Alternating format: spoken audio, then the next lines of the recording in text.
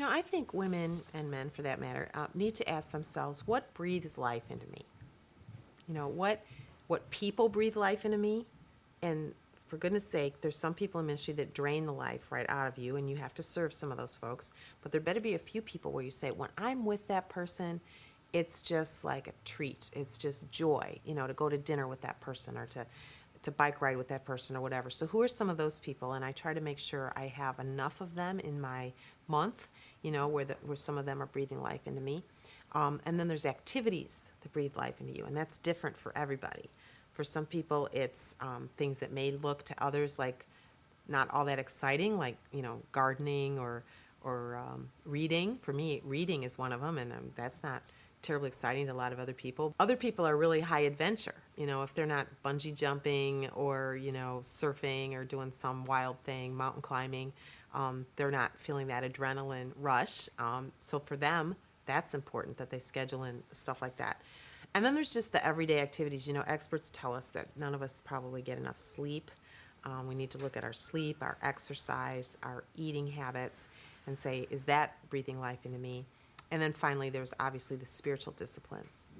And I love Dallas Willard's definition. He says, because even the word discipline scares people. A lot of people prefer spiritual practices. Sounds better. But we only do those to the extent that they help form Christ in us, that they help us to live the way Jesus would live if he was in our body.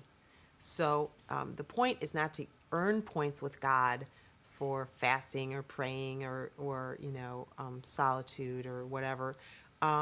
No, it's to say, what are the practices that I've discerned most help me in my character, in my inner life, in my thoughts, in my heart for God?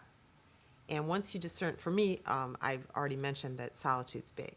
And when I don't have enough of it, I can feel sort of a gradual erosion of my spirit and the life of God in me. So that's a big one for me. And everybody's got different ones that really help them. And so I guess I would just say, spend some time with a blank sheet of paper and say, what breathes life into me and helps me flourish?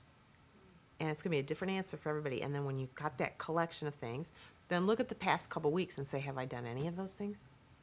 And if the answer is no, it might be a very telling sign of why you feel like you're not flourishing, why you feel like you're increasingly irritable, lacking joy. Jesus said that one of the greatest ways people would know we are his was by our joy.